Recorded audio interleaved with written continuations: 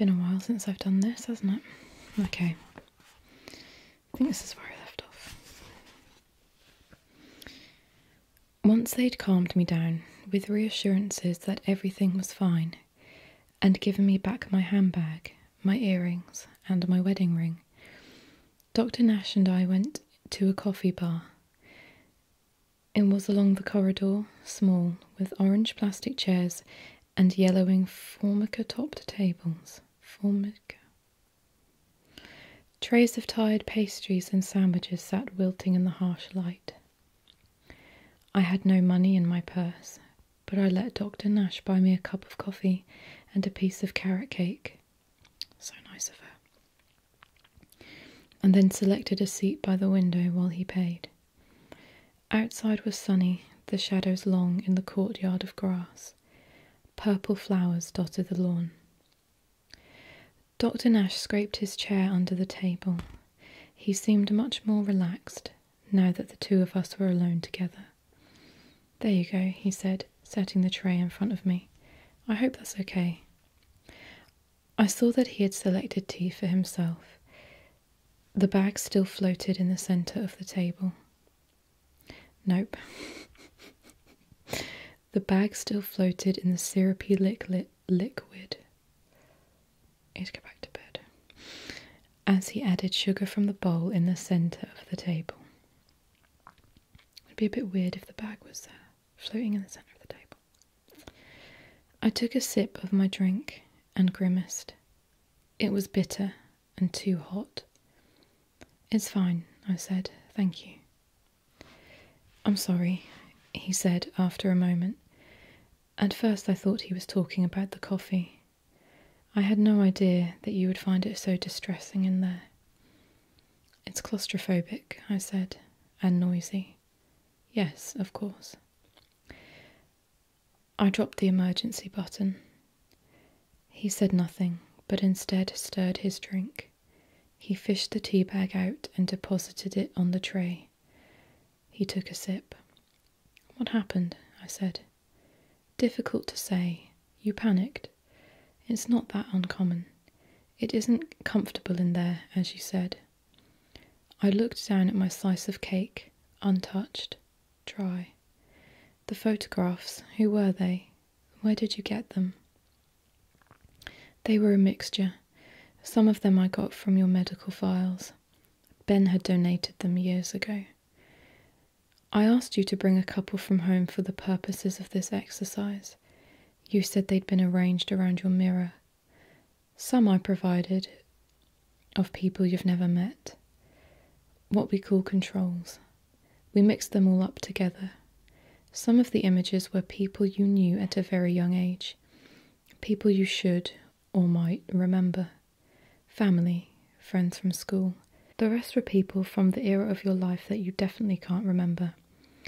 Dr. Paxton and I were trying to find out whether there's a difference in the way you attempt to access memories from these different periods. The strongest reaction was to your husband, of course, but you reacted to others. Even though you don't remember the people from your past, the patterns of neural excitation are definitely there. "Who was the woman with red hair?" I said. He smiled. "An old friend, perhaps?" "Do you know her name?" "I'm afraid I don't. The photos were in your file. They weren't labelled." I nodded. "An old friend. I knew that, of course. It was her name I so wanted."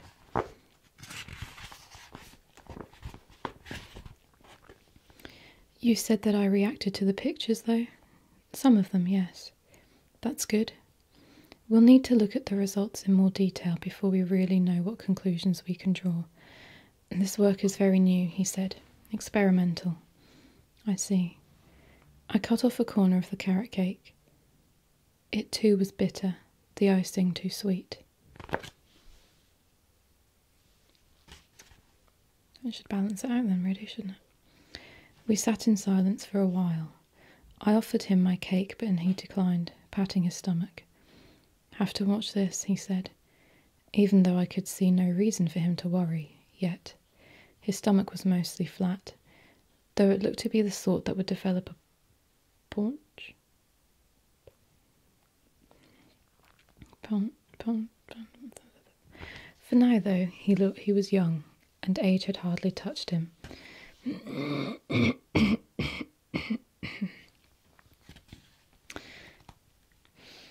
I thought of my own body. I am not fat, not even overweight, yet it still surprises me. When I sit, it takes a different shape from the one I am expecting. My buttocks sag, my thighs rub as I cross them. I lean forward to reach for my mug, and my breasts shift in my bra, as if reminding me they exist. I shower and feel a slight wobbling of the skin under my arms, barely perceptible. There is more of me than I think. I take up more space than I realise. I am not a little girl, compact, my skin tight on my bones. Not even a teenager, my body beginning to layer its fat. I looked at the uneaten cake and wondered what will happen in the future. Perhaps I will continue to expand. I will grow pudgy and then fat, bloating up and up like a party balloon. Or else I will stay the same size as I am now, never getting used to it, instead watching as the lines on my face deepen and the skin on my hands grows thin as that of an onion, and I turn into an old woman, stage by stage, in the bathroom mirror. Dr. Nash looked down to scratch the top of his head. Through his hair I could see his scalp, more obvious in a circle at the crown. He won't have noticed that yet, I thought, but one day he will. He will see a photograph of himself taken from behind, or surprise himself in a changing room, or his hairdresser will make a comment, or his girlfriend. Age catches us all out, I thought as he looked up, in different ways. "Oh," he said, with a cheeriness that sounded forced. "I bought you something, a gift. Well, not really a gift, just something you might like to have." He reached down and retrieved his briefcase from the floor. "You've probably already got a copy," he said, opening it. He took out a package. "Here you go." I knew what it was even as I took it. What else could it be? It felt heavy in my hand. He had wrapped it in a padded envelope, sealed it with tape. My name was written in heavy black marker pen. "Christine. It's your novel," he said. "The one you wrote." I didn't know what to feel. Evidence, I thought. Proof that Words are so hard. Proof that what I had written was true, should I need it tomorrow. Inside the envelope was a single copy of a book. I took it out. It was a paperback, not new. There was a coffee ring on the front, and the edges of the pages were yellowed with age. I wondered if Dr. Nash had given me his own copy, whether it was still even in print. As I held it, I saw myself again as I had the other day, younger, much younger, reaching for this novel in an effort to find a way into the next. Somehow I knew it hadn't worked. The second novel had never been completed. "Thank you," I said, "thank you." He smiled. "Don't mention it." I put it underneath my coat, where, all the way home, it beat like a heart. How lovely.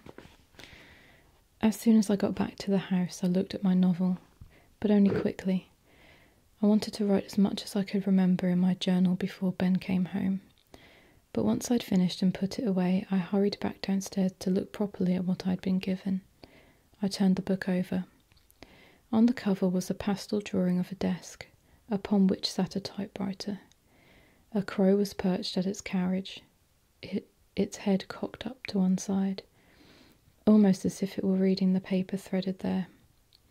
Above the crow was written my name, and above that the title. For the morning birds, it said, Christine Lucas. My hands began to shake as I opened the book. Inside was a title page, a dedication, for my father, and then the words, I miss you. I closed my eyes. A fluttering of memory. I saw my father, lying in a bed under bright white lights, his skin translucent, filmed with sweat so that he almost shone. I saw a tube in his arm, a bag of clear liquid hung from an IV stand, a cardboard tray and a tub of pills, a nurse checking his pulse, his blood pressure, and he is not waking up. My mother sitting on the other side of the bed, trying not to cry while I try to force the tears to come. Savage. The smell came then, cut flowers and low, dirty earth, sweet and sickly. I saw the day we cremated him, me wearing black, which I somehow know is not unusual, but this time without makeup. My mother sitting next to my grandmother. The curtains open, the coffin slides away, and I cry, picturing my father turning to dust. My mother squeezing my hand, and then we go home and drink cheap, fizzy wine and eat sandwiches as the sun goes down and she dissolves in the half-light. I sighed. The image disappeared, and I opened my eyes, my novel in front of me. I turned to the title page, the opening line. It was then, I had written, with the engine whining and her right foot pressed hard against the accelerator pedal, that she let go of the wheel and closed her eyes. She knew what would happen. She knew where it would lead. She always had. I flicked to the middle of the novel. I read a paragraph there, and then one from near the end. I had written about a woman called Lou, a man, her husband, I guessed, called George, and the novel seemed to be rooted in a war. I felt disappointed. I don't know what I had been hoping for, autobiography perhaps, but it seemed any answers this novel could give me would be limited. Still, I thought as I turned it over to look at the back cover, I had at least written it, got it published. Where there might have been an author photograph, there was none. Instead, it was a short biography. Christine Lucas was born in 1960 in the north of England, it said. She read English at University College London and has now settled in that city. This is her first novel. I smiled to myself, feeling a swell of happiness and pride. I did this. I wanted to read it, to unlock its secrets. But at the same time I did not. I was worried the reality might take my happiness away. Either I would like the novel and feel sad that I would never write another, or I would not, and feel frustrated that I never developed my talent. I couldn't say which was more likely, but I knew that one day, unable to resist the pull of my only achievement, I would find out. I would make that discovery. But not today. Today I had something else to discover. Something far worse than sadness, more damaging than mere frustration. Something that might rip me apart. I tried to slip the book back in the envelope. There was something else in there. A note, folded into 4, the edges crisp. Dr. Nash had written it. I thought this might interest you. I unfolded the paper. Across the top he'd written Standard 1986. Beneath it was a copy of a newspaper article next to a photograph. I looked at the page for a second or two before I realised that the article was a review of my novel and the picture was of me. I shook as I held the page. I didn't know why. This was an artefact from years ago, good or bad, whatever its effects had been, they were long gone. It was history now. Its ripples had vanished completely. But it was important to me. How was my work received all those years ago? Had I been successful? I scanned the article, hoping to understand its tone before being forced to analyse the specifics. Words jumped out at me, positive mostly. Studied, perceptive, skilled, humanity, brutal. I looked at the photograph, black and white. It showed me sitting at my desk, my body angled towards the camera. I am holding myself awkwardly. Something is making me uncomfortable, and I wondered if it was the person behind the camera or the position I am sitting in. Despite this, I am smiling. My hair is long and loose, and although the photograph is black and white, it seems darker than it is now, as if I dyed it black, or it is damp. Behind me there are patio doors, and through them, just visible in the corner of the frame, is a leafless tree. There is a caption beneath the photograph. Christine Lucas at her North London home. Honestly, I realised it must be the house I'd visited with Dr. Nash. For a second I had almost overwhelming desire to go back there, to take this photograph with me and convince myself that yes, it was true. I had existed then. It had been me. But I knew that already, of course, though I couldn't remember it anymore. I knew that there, standing in the kitchen, I had remembered Ben. Why do I always bring this up? Ben and his bobbing erection.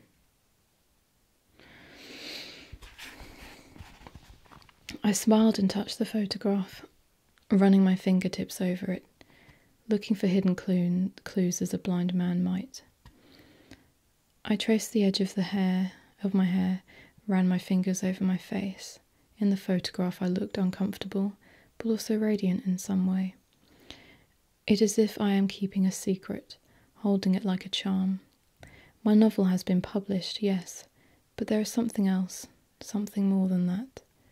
I looked closely.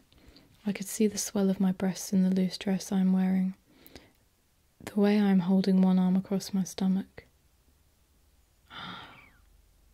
A memory bubbles up from nowhere, me sitting for the picture, the photographer in front of me behind his tripod, the journalist with whom I have just discussed my work, hovering in the kitchen. She calls through, asking how it's going, and both of us reply with a cheery, fine, and laugh. Not long now, he says, changing his film. The journalist has lit a cigarette and calls to ask, not if I mind, but whether we have an ashtray. I feel annoyed, but only slightly. The truth is I'm yearning for a cigarette myself, but I've given up, ever since I found out that. I looked at the picture again and I knew, in it, I am pregnant. Holy shit. My mind stopped for a moment and then it began to race. It tripped over itself, caught on the sharp edges of the realisation that, in fact, not only had I been carrying a baby, I sat in the dining room and had my picture taken, but I'd known it and was happy about it. It did not make sense. What had happened? The child ought to be, how old now? 18, 19, 20? But there is no child, I thought. Where is my son? I felt my world tip again. That word, son. I had thought it, said it to myself with certainty. Somehow, from somewhere deep within me, I knew that the child I'd been carrying was a boy. I gripped the edge of the chair to try steady myself, and as I did so another word bubbled up to the surface and exploded. Adam. I felt my world slip out of one groove and into another. I had had the child. We called him Adam. I stood up and the package containing the novel skidded to the floor. My mind raced like a whirring engine that has had at last caught. Energy ricocheted within me as if desperate for release. He was absent from the scrapbook in the living room. I knew that. I would have remembered seeing a picture of my own child as I leafed through it this morning. I would have asked Ben who he was. I would have written about it in my journal. I crammed the cutting back into the envelope along with the book and ran upstairs. In the bathroom I stood in front of the mirror. I didn't even glance at my face but looked around it, at the pictures of my past, the photographs that I must use to construct myself when I don't have memory. Me and Ben, me alone, and Ben alone. The two of us with another couple, older, who I take to be his parents. Me, much younger, wearing a scarf, petting a dog, smiling happily. But there is no Adam, no baby, no toddler, no photos taken on his first day of school, or at a sports day, or on holiday. No pictures of him building castles in the sand. Nothing. It didn't make sense. Surely there are pictures that every parent takes and none discards. They must be here, I thought. I lifted pictures up to see if there were others taped beneath them, layers of history overlain like strata. There was nothing. Nothing but the pale blue tiles on the wall, the smooth glass of the mirror, a blank. Adam. The name spins in my head. My eyes closed and more memories hit, each one striking violently, shimmering for a moment before disappearing. triggering the next. I saw Adam. His blonde hair that I knew would one day turn brown. The Spider-Man t-shirt that he insisted on wearing until it was far too small for him and had to be thrown out. I saw him in a pram, sleeping, and remember thinking that he was the most perfect baby. The most perfect thing that I'd ever seen. I saw him riding a blue bike, a plastic tricycle, and somehow knew that we had bought it for him for his birthday, and that he would ride it everywhere. I saw him in a park. His head hunched over the handlebars, grinning as he flew down an incline towards me, and, a second later, tipping forward and slamming into the ground as the bike hit something on the path and twisted beneath him. I saw myself holding him as he cried, mopping the blood from his face, finding one of his teeth on the ground next to a still spinning wheel. I saw him showing me a picture he'd painted, a blue strip for the sky, green for the ground, and between them 3 blobby figures and a tiny house, and I saw the toy rabbit that he carried everywhere. I snapped back to the present, to the bathroom in which I stood, but closed my eyes again. I wanted to remember him at school or as a teenager, or to picture him with me or his father, but I could not. When I tried to organise my memories, they fluttered and vanished, like a feather caught on the wind that changes direction whenever a hand snatches at it. Instead, I saw him holding a dripping ice cream, then with licorice over his face, then sleeping in the back seat of a car. All I could do was watch as these memories came, and then went just as quickly. It took all my strength not to tear at the photos in front of me. I wanted to rip them from the wall, looking for evidence of my son. Instead, as if fearing that any movement at all might result in my limbs betraying me, I stood perfectly still in front of my mirror, every muscle in my body tensed. No photographs on the mantelpiece, no teenage bedroom with posters of pop stars on the wall, no t-shirts in the laundry or amongst the piles of ironing, no tattered training shoes left in the cupboard under the stairs. Even if he had left home, surely there would still be some evidence of his existence, some trace. But no, he isn't in this house. With a chill I realised it was as if he never existed. I don't know how long I stood in there in the bathroom, looking at his absence. 10 minutes, 20, an hour. At some point I heard a key in the front door, the swoosh as Ben wiped his feet on the mat. I didn't move. He went into the kitchen, then the dining room, and then called upstairs, asking if everything was all right. He sounded anxious. His voice had a nervous fluting to it that I had not heard this morning, but I only mumbled that yes, I was okay. I heard him go into the living room, the television flick on. Time stopped. My mind emptied of everything except the need to know what had happened to my son, balanced perfectly with the dread of what I might find out. I hid my novel in the wardrobe and went downstairs. I stood outside the living room door. I tried to slow down my breathing, but could not. It came in hot gasps. I didn't know what to say to Ben, how I could tell him that I knew about Adam. He would ask me how, and what would I say then? It didn't matter though, nothing did. Nothing other than knowing about my son. I closed my eyes and, when I felt as calm as I thought I would ever feel, gently pushed the door open. I felt it slide against the rough carpet. Ben didn't hear me. He was sitting on the sofa, watching television. A plate balanced on his lap, half a biscuit on it. I felt a wave of anger. He looked so relaxed and happy. A smile played across his mouth. He began to laugh. I wanted to rush over, to grab him and shout until he told me everything. Told me why he had kept my novel from me, why he had hidden evidence of my son. I wanted to demand he give back to me everything I had lost. But I knew that would do no good. Instead I coughed. A tiny, delicate cough. A cough that said, I don't want to disturb you, but...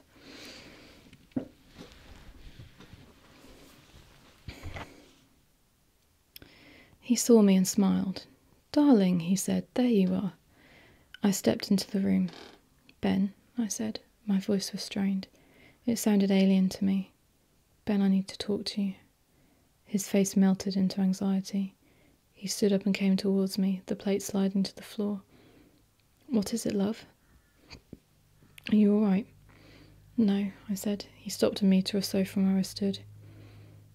He held out his arms for me to fall into, but I did not. "Whatever's wrong?" I looked at my husband, at his face. He had appeared to be in control, as if he had been here before, was used to these moments of hysteria. I could go no longer without saying the name of my son. "Where's Adam?" I said. The words came out in a gasp. "Where is he?" Ben's expression changed. Surprise or shock? He swallowed. "Tell me," I said. He took me in his arms. I wanted to push him away, but did not. "Christine," he said, "please, calm down. I can explain everything, okay?" I wanted to tell him that no, things weren't okay at all, but I said nothing. I hid my face from him, burying it in the folds of his shirt. I began to shake. "Tell me," I said. "Please tell me now."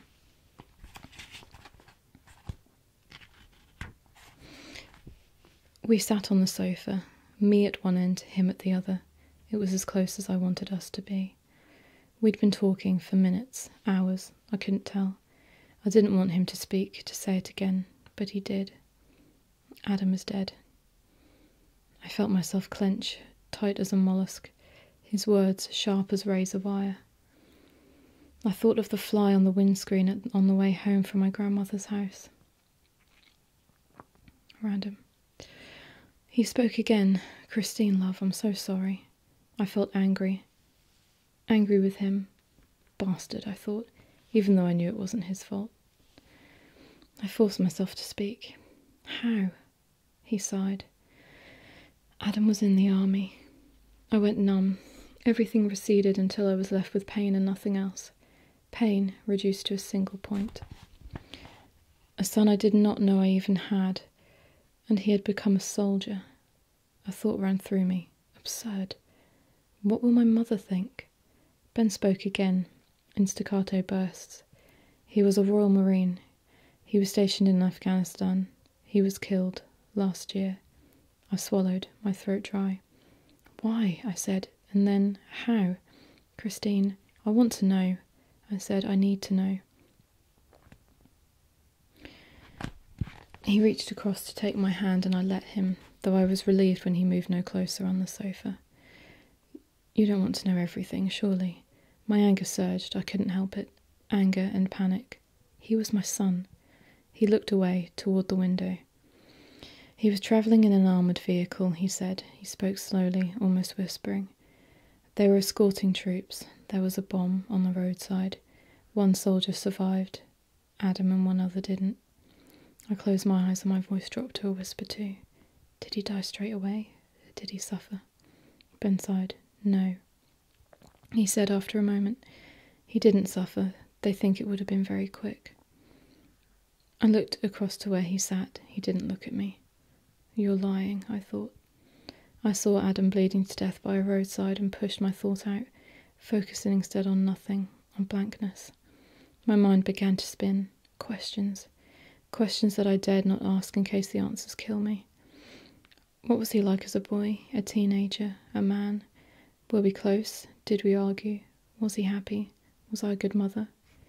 And how did the little boy who had ridden a plastic tricycle end up being killed on the other side of the world? What was he doing in Afghanistan, I said. Why there? Ben told me we were at war, a war against terror, he said, though I don't know what that means. He said there was an attack, an awful attack in America. Thousands were killed, and now my boy ends up dead in Afghanistan, I said. I don't understand. It's complicated, he said. He always wanted to join the army. He thought he was doing his duty. His duty? Did you think that was what he was doing? His duty? Did I?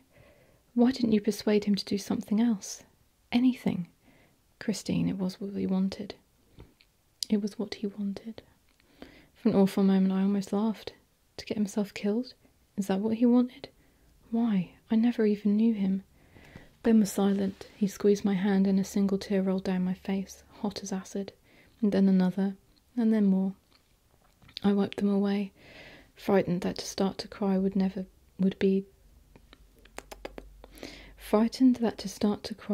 be never to stop. I felt my mind begin to close down, to empty itself, to retreat into nothingness. I never even knew him, I said. Okay, ooh, what a twist, hey? What a twist. So what do you think of Ben not telling her about her son? Well, there you go. I'll see you next time. And that sound is my cue to leave.